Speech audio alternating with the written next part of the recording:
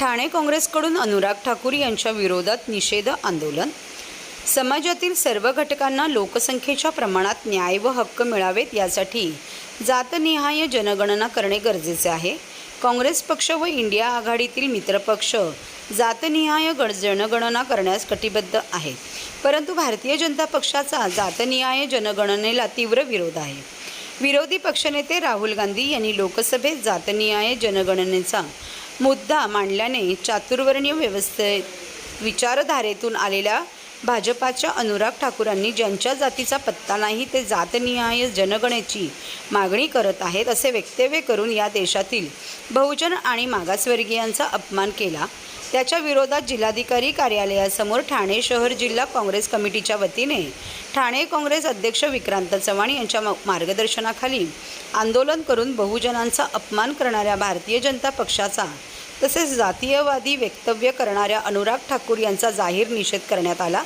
यावेळी प्रदेश प्रतिनिधी जे.बी. यादव, सुखदेव घोलप, भालचंद्र महाडिक, निशिकांत कोळी, रमेश इंदिसे, शीतल अहेर, महिला अध्यक्ष स्मिता वैती, ठाणे काँग्रेस प्रवक्ते राहुल पिंगळे, सेवादल अध्यक्ष रवींद्र कोळी, मागासवर्गीय अध्यक्ष उमेश कांबळे, किसान सेल अध्यक्ष ऋषिकेश तायडे, पर्यावरण अध्यक्ष मनोज डाकवे, सांस्कृतिक विभाग अध्यक्ष स्वप्नील कोळी, ब्लॉक अध्यक्ष अंजनी सिंग, हिंदूराव गळवे, राजू शेट्टी, जावेद शेख, सुरेश भोईर, आनंद सांगळे, ज्येष्ठ नेते महेंद्र म्हात्रे, सुरेश पाटील खडे, शिरीष घरत, दयानंद एगडे, गोपाळ सावंत, प्रसाद पाटील, बाबूराव यादव, सुभाष ठोंबरे, मुन्ना राजोरिया, अमरनाथ गुप्ता, संजय घात, संगीता कोटल, शेणू नायर, प्रतिभा मेमन, अपर्णा सावंत, किशोर कांबळे, किरायत मुकादम, राज चव्हाण, सुमन वाघ, आशा म्हस्के, रवी डोळस आदी पदाधिकारी व कार्यकर्ते मोठ्या संख्येने उपस्थित होते।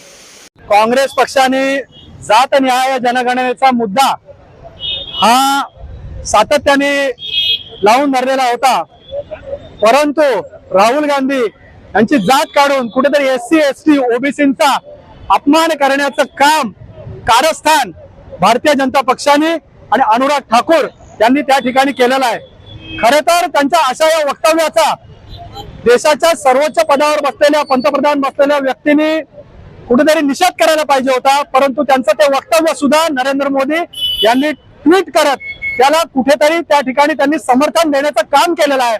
परंतु आजच्या या आंदोलनाच्या माध्यमातून मी आपल्याला सांगू शकतो की काँग्रेस पक्ष हा बहुजनांच्या पाठीशी ठामपणे उभा आहे आणि काँग्रेस पक्षाची ही सातत्याने मागणी राहील की जातनिहाय जनगणना ही झाली पाहिजे, या भूमिकेवर काँग्रेस पक्ष ठाम आहे।